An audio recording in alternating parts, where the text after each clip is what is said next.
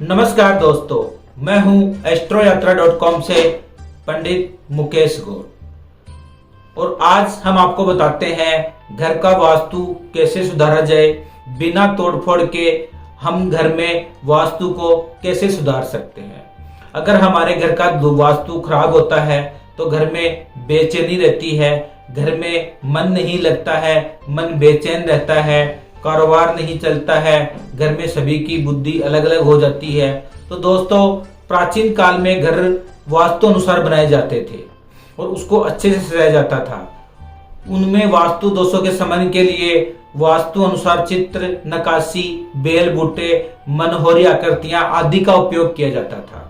हालांकि अब वैसे घर तो हम नहीं बनते हैं, लेकिन यदि आप वास्तु के अनुसार घर में चित्र लगाएंगे तो घर में धन, सुख, समृद्धि और शांति बनी रहेगी।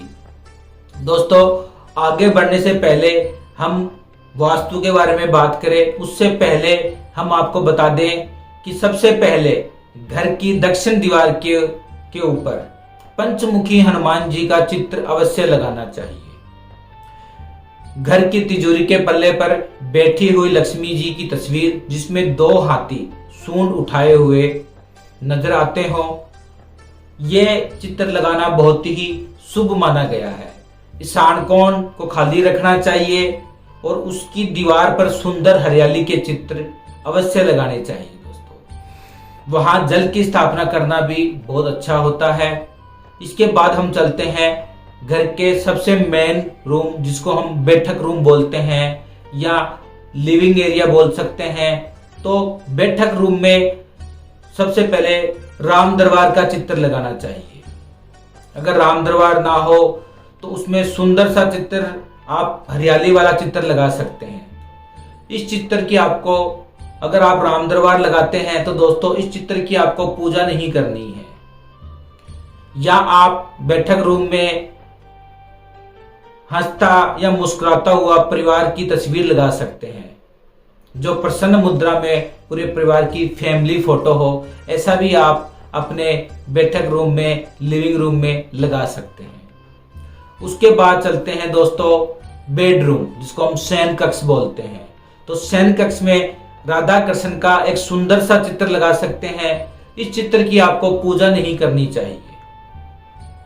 फिर इसके बाद आप हंसों का जोड़ा, सुंदर सा मन भावन वाला चित्र लगा सकते हैं। इसके अलावा आप नाचता हुआ मोर भी लगा सकते हैं। यदि संतान की इच्छा हो तो आप अपने बेडरूम में बाल गोपाल का चित्र भी लगा सकते हैं। दोस्तों, उसके बाद हम चलते हैं रसोई घर के अंदर। रसोई घर में मां अन्नपूर्णा का चित्र लगाना बहुत ही शुभ माना गया है।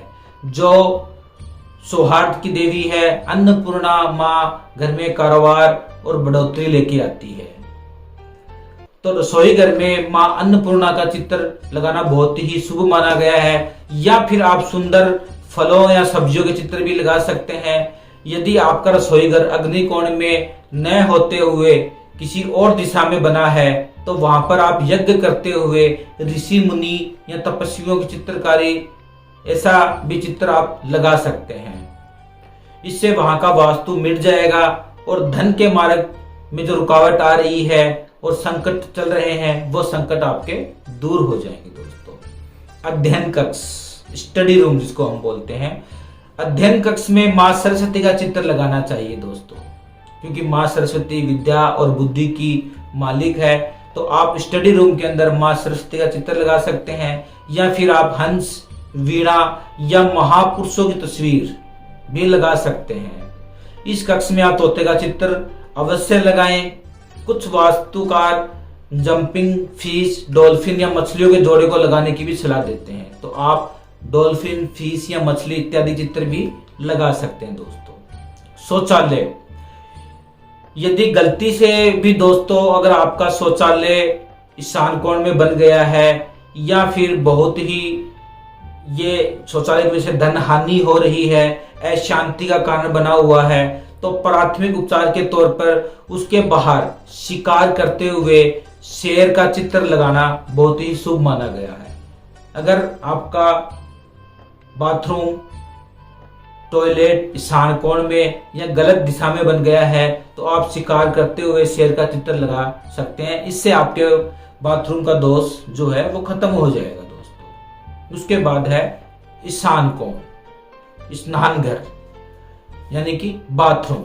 तो दोस्तों स्नान घर में किसी भी तरह की तस्वीर नहीं लगानी चाहिए, बल्कि उचित दिशा में एक छोटा सा दर्पण जरूर होना चाहिए। स्नान घर में मिनी प्लांट आप लगा सकते हैं। स्नान घर में वास्तु दोष को दूर करने के लिए नीले रंग के मग और बाल्टी का उपयोग आपको अवश्य करना चाहिए।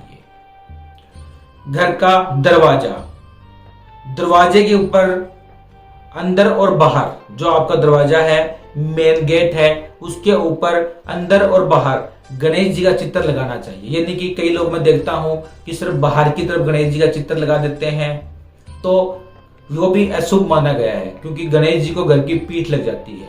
तो अगर आप गणेश जी का चित्र बाहर लगा रहे हैं, मूर्ति लगा रहे हैं, तो वैसे ही पीछे की तरफ भी गणेश जी की एक आपको तस्वीर या मूर्ति अवश्य लगानी चाहिए। द्वार के दाएं और बाएं शुभ और लाभ लिखें। द्वार पर बांदरवाड़ लगानी चाहिए। बेल बूटे, नक्काशी, सुंदर चित्र बने हो, ऐसे आपको घर के द्वार के ऊपर बंदरवाड़ ऐसी अवश्य लगानी चाहिए। दरवाजे की देहली भी अच्छी और मजबूत होनी चाहिए दोस्तों, जिसके आसपास स्वास्तिक चिन्ह बना हुआ हो। ऐसा करने से घर के अंदर आप घर के मेन गेट के ऊपर अशोक के पत्तों की बंदरवाड़ भी लगा सकते हो, क्योंकि अशोक के पत्तों को बहुत ही शुभ माना गया है।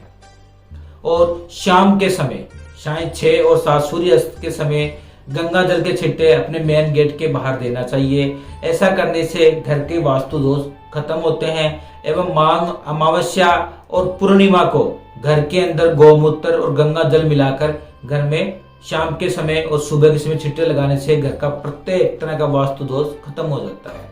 तो दोस्तों ये था हमारा आज घर का वास्तु खत्म करने का एक महत्वपूर्ण उपाय, बिना तोड़फोड़ के उपाय। आशा करता हूं कि आपको हमारा वीडियो पसंद आया होगा।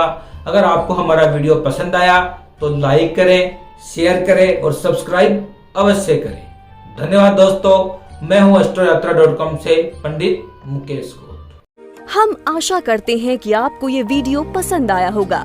अगर पसंद आया तो लाइक करें, शेयर करें और यदि आपका कोई क्वेश्चन है तो नीचे कमेंट कर सकते हैं। ऐसे ही वीडियोस लगातार देखने के लिए हमारे चैनल astroyatra.com को सब्सक्राइब करें और घंटी के बटन को दबाना न भूलें।